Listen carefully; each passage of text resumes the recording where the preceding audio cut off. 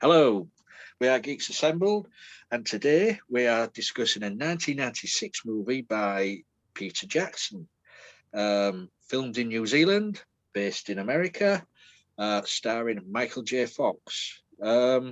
Scary goings on in Fairweather, I think it was called, the town of Fairweather. Um, this is The Frighteners, um, released at the same time as Independence Day. And guess which movie succeeded at the box office? Yeah, this is why many people haven't really heard of the Frighteners. But we'll go over to Susan and see what her opening thoughts of the Frighteners is. Over to you, Susan. Thank you. Hello. Thanks, Lee. Look, this is a really good choice. The reason this is a really good choice to me is because, in so many ways, it reminds me of Dirk Gently's Holistic Detective Agency. This this character played by Michael J. Fox uh, is basically a psychic detective, a psychic private eye, and his community doesn't like him very much, just like Dirk, and his reality doesn't suit him very much, just like Dirk, and his house is a mess, just like Dirk. I mean, literally, there are so many parallels, and it's zany. I mean, who knew? The guy who adapted all the J.R.R. Tolkien stuff could be so zany and so funny. And he actually puts in a cameo appearance. I mean, Oh yeah, he does. Yeah, he's a bit. a bit It's of a punk, bit of a punk in the camera. It looked like a punk yeah, character. he was yeah, Mm. very much. So it's a really cool story, and it is sweet in places, and it's got some you know it's got a lot of cool jump scares and a lot of like creeping scares. Like I love the way that the house itself would creep and grow hands. It was a bit Yeah, of amorphous uh, architecture there. It had you know pseudo appendages, pseudopod things. It was amazing. Anyway, I there was also a lot of there was a lot of new faces in this that I've never seen, and perhaps that's because they were New Zealand actors and actresses. But it was, I mean, the story kept it going, and so it didn't matter that you saw another face and you thought maybe this actress would be better, but it was just it wasn't it did what it wanted to do. And let's see, the music was great. The I mean, the sets were amazing. I gotta tell yeah. you, the cars, the streets, the house, just the sets were out of this world. And oh, the jail cell. I mean, all that whole police station and the city, how it was just rolling and oh my gosh, it was amazing. So yes, New Zealand, again, you're proved that you're the best place to shoot movies. Um, and Michael J. Fox acted and chewed the scenery, and look, he was geeky. I mean, this is his, and I'm gonna say this, and I don't want anybody who loves his other roles to get pissed off at me, but this is his best role ever. I was like, I really related to him and felt kinship with him. It was so great. I've never felt that way about a Michael J. Fox role, not since Bright Lights, Big City to anything he's done, really. And now the fellow is, an elderly or a middle-aged man, and because of his Parkinson's, he struggles so hard to do like a lot. But he's um, in this. This is my favorite Michael J. Fox role. So yeah, I really I'm gonna look down and pass it back to Lee. And what's your opening thoughts, dude? Well, yeah, it was. It's such a shame that the limelight of this movie was taken away from it with Independence Day. Hmm. That originally they planned to release this nearer the Christmas period of '96, but the film company saw the rushes of the movie. Uh-huh. Wow, let's make this a summer blockbuster. So they brought it forward, and lo and behold, of course, that movie was loggerheads with Independence Day. Um, Oh gosh. so yeah, it's one of those things. But as you say, there is New Zealand actors in this, but there's a hell of a lot of American actors in this. Dee Wallace Stone playing Crazy Patty. I always remember her from E.T. playing was it Elliot's mother? Oh, Um, click. Yeah. Okay. um, also Jeffrey Combs as Milton Dammers, the FBI agent. I always remember from the Reanimator. Oh, really? Okay. Yeah, so, He and looked vaguely familiar, but I yeah, didn't remember him from that. So go on.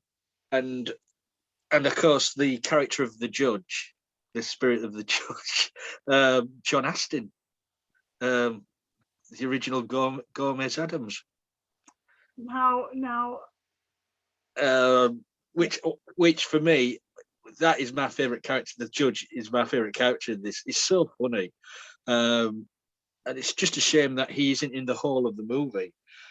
But apart from that, it's an enjoyable movie. As Susan said, the scenery. New Zealand is such a lovely place. The scenery. I mean, I've never been, but what I've seen of on the TV or on movies, it looks gorgeous.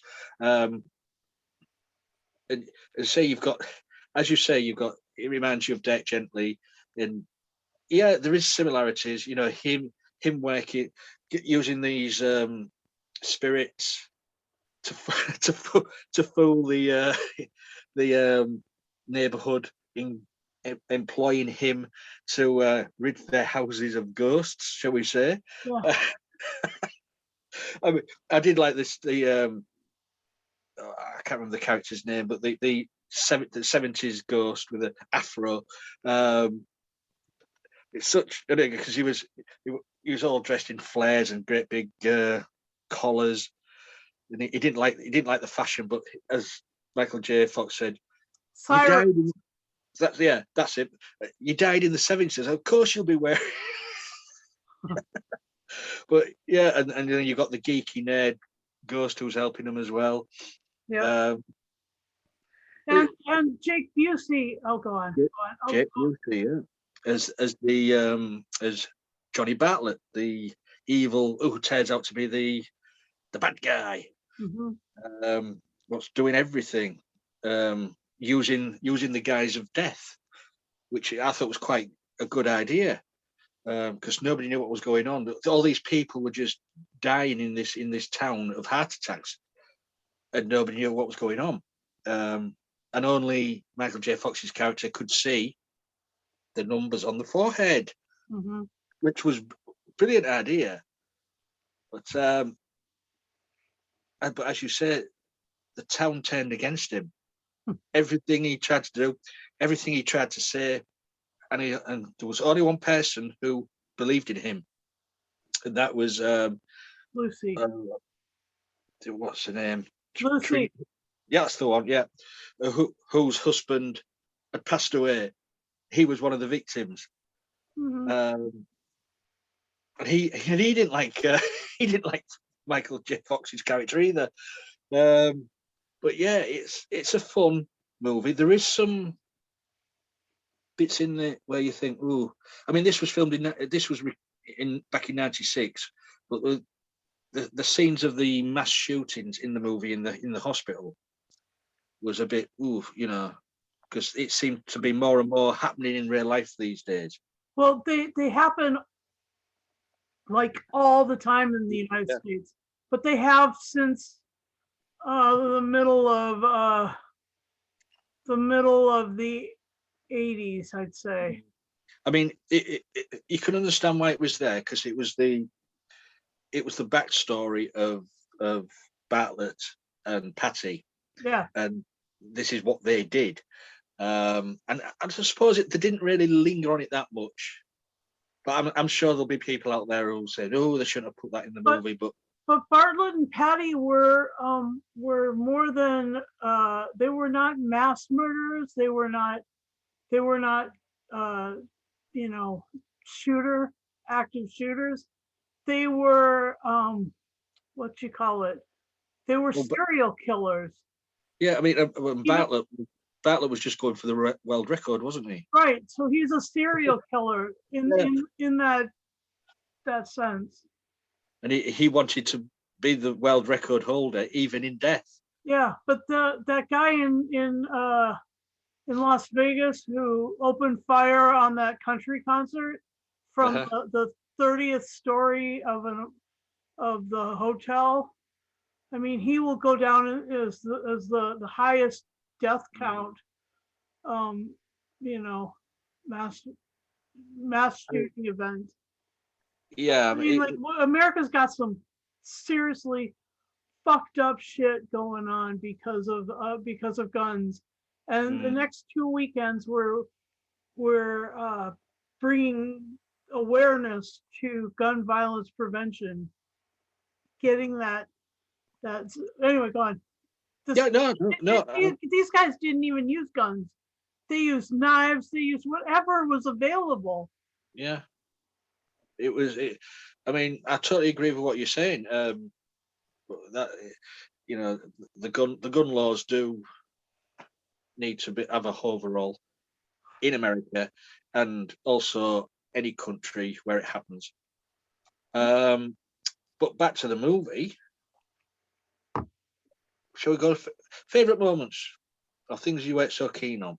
Okay, my favorite moment in this was seeing Jake Busey come up, because okay, he took this portrayal of him of this guy, and without even changing anything in it, not words, or took this whole thing and put it into Contact, the movie Contact, about the interdimensional. Is that the Jodie Foster movie? Yeah, that's the Jodie Foster movie, like the Carl Sagan story.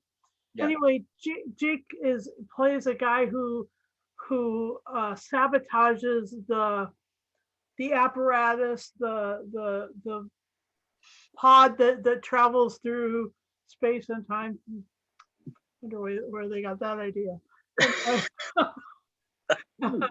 Who knows? Who knows? Anyway,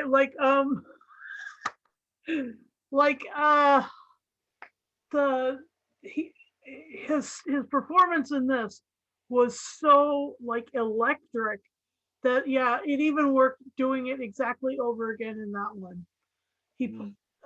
So I mean, he was nefarious. He was engaged. He was intense. He had a lot of characterizations, like the way he held his mouth, the way he held his eyes, all of that. It was amazing.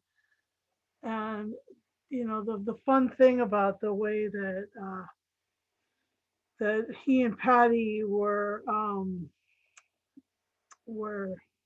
messing with the situation, that they were, I mean, it was amazing.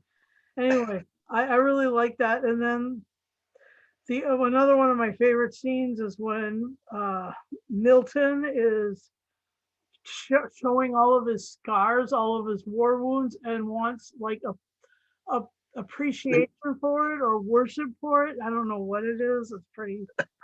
And then, He was a little trippy. and then he thought he was moving the car with his powers. Yes, yes, that's so funny. And John Aston was completely unrecognizable. Well done, John. And the fact that now that I find out that Peter has worked with John and Sean, and he has taken this Aston family and like and keeps launching them. It's just fun. That for me is it's big hearts.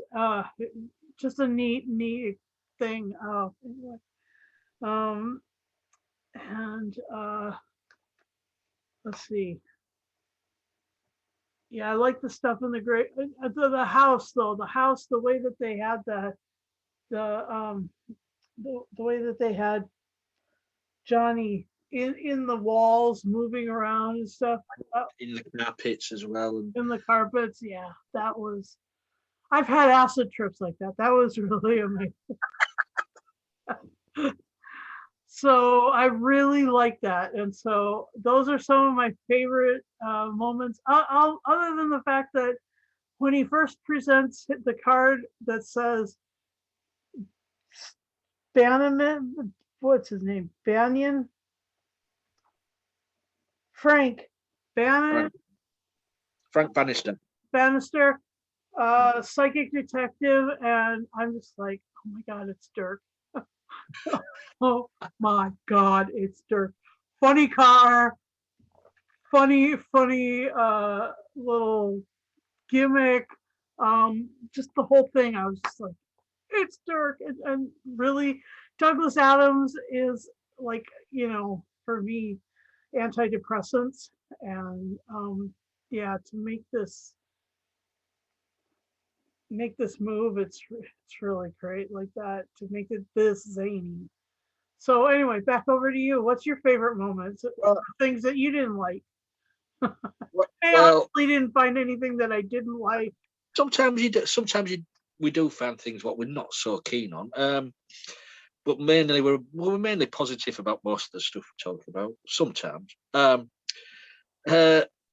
Michael J. Fox's performance in this is one of his best, I think. Yeah. This is where showing that he can act as play an adult, because we all know him just from playing Marty McFly, the teenager, or Teen Wolf. But this is, he's in his element, and some of the scenes he's in are just so he draws you in. I mean, the way he was put not put to death, but put to sleep. His body was slowed down so he could enter the other world, which is so good. We put him in the freezer and he can come out but this soul could come out of his body. It was so good. I did feel for the spirits who got, can you say, the judge and the other two spirits when they got the demise, because they're the good guys. But for me though, the judge, where they're in the it's the museum, isn't it, with the sarcophagus. and the judge just goes into the sarcophagus, and then all you see is his ass going up and down. That's how I like them. Silent.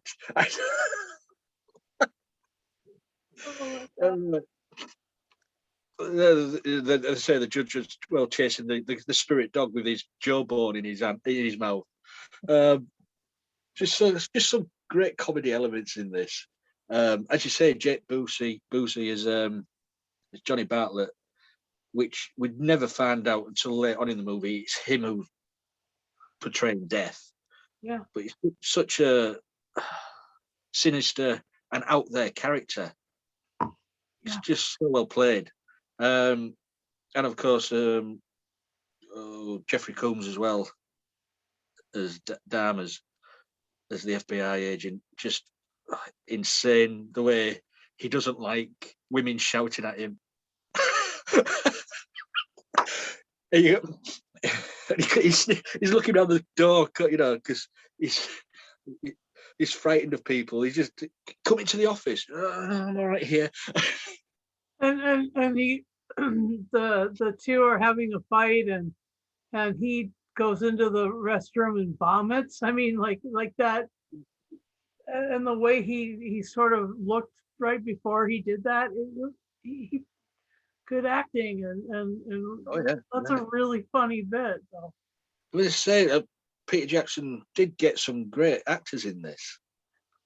I mean, if people don't recognise them, but if you say, oh yeah, Gomez Adams, or you say the Reanimator, oh yes, that's where I know him from.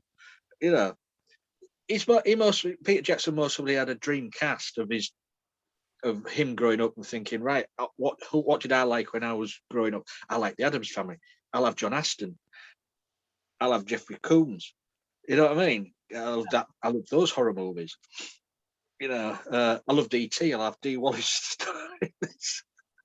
But and also as well, the soundtrack, the music, Danny Elfman. Oh yeah, that's right. Straight away you knew Danny Elfman. You can't mistake Danny Elfman's score. He's up there with John Williams and Hans Zimmer. Iconic. Yeah, you're right. Yeah. It's just it had an element of the Batman, and it had the element of Beetlejuice. It was just mixed. It was just brilliant. So, anything else you want to talk about on this, The Frighteners? Let's see.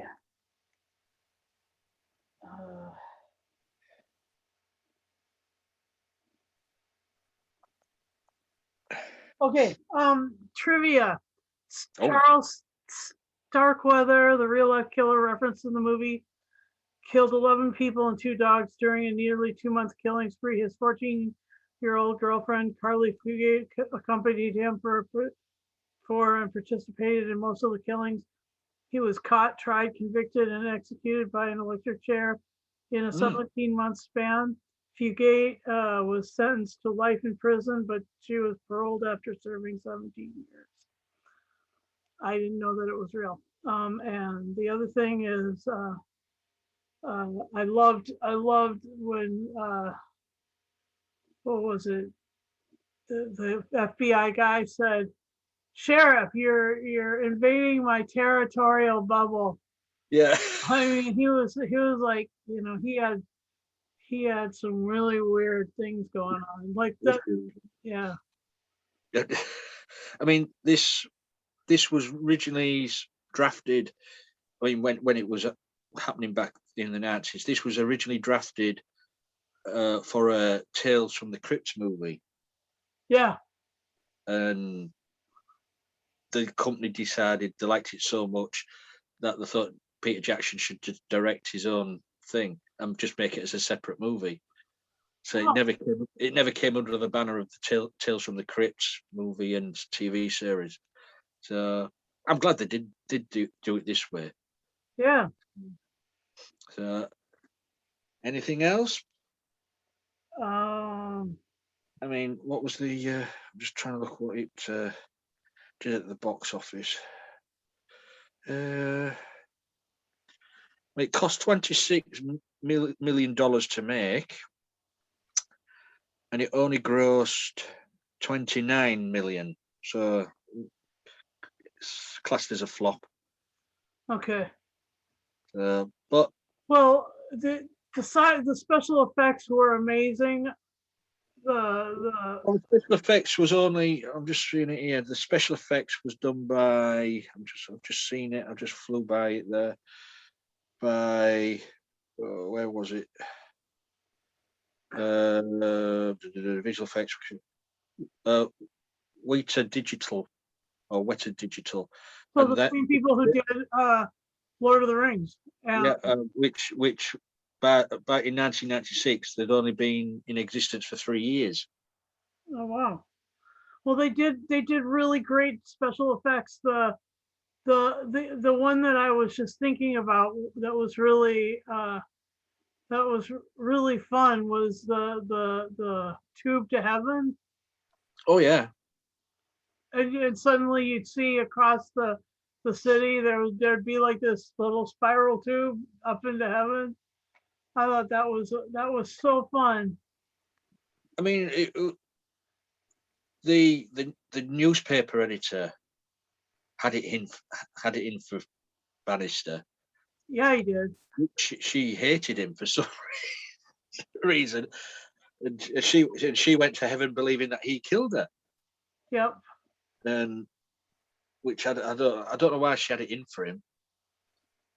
See, that was really never explained. But Well, maybe it was like this other thing that we reviewed yesterday with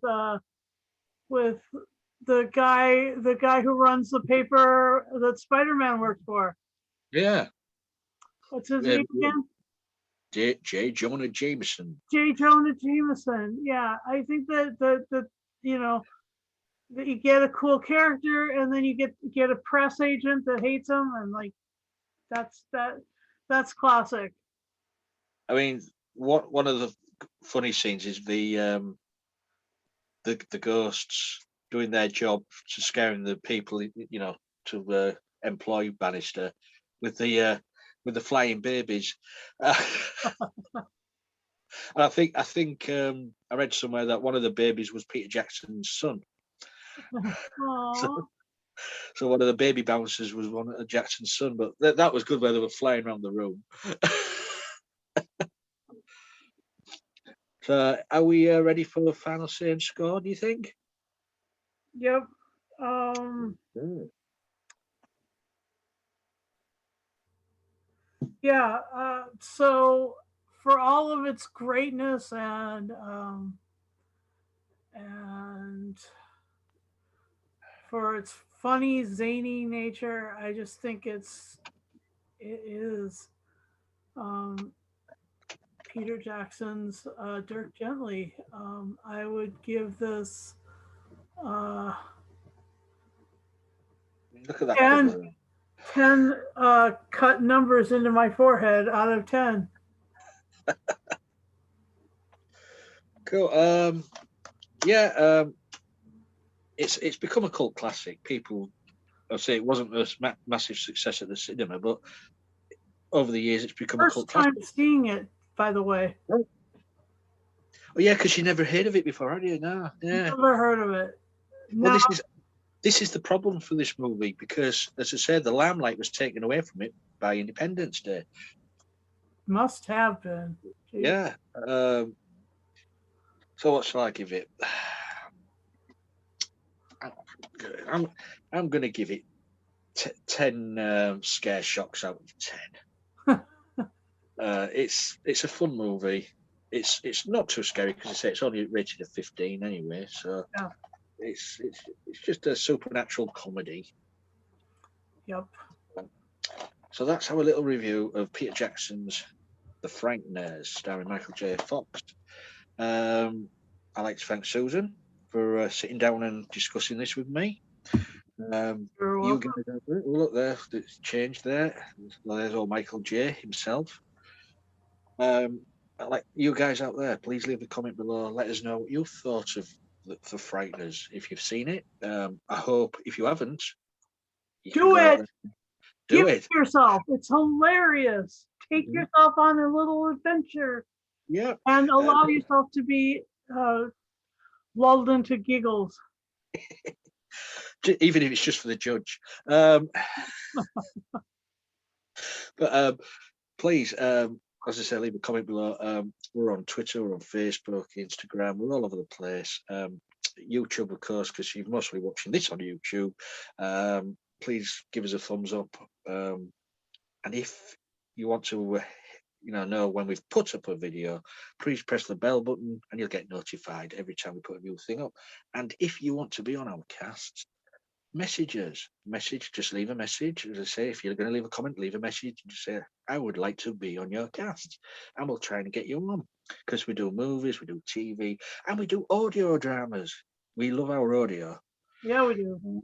We do. And just lately we just need we need some new members, new fresh faces. And this week we did the Amazing Spider-Man, the BBC audio adventure, and so like that was I never I was mind blown by that. So why don't you when you get a chance quickly buzz over to that little podcast and Mhm. check out that one because that was something that we haven't done yet, and it was revelatory. So it's We, really we always we always like to delve into areas that we've not delved into before. I like to be very varied in what we watch, what we listen to, and we're not stuck in one rut all the time. We go off on different tangents from yeah. types of movies, and one Oh, minute.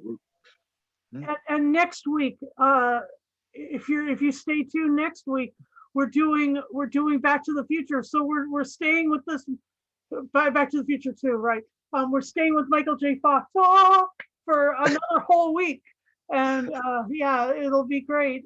So please do tune in for that. Yeah, I mean, as I say, we like how varied we are. We sometimes we do silent movies, classic 1930s, 40s movies, B movies from the 50s, horror, sci-fi, modern stuff. We're all over the place. And we say we do cult TV. Um, we'd like to do a bit more TV, but we just love our movies too much. We're always talking movies. But we True. are doing, but in a few weeks' time, we are doing two TV shows. So we're making up for it. Yep. So until next time, please be safe and don't be scared. Bye for now.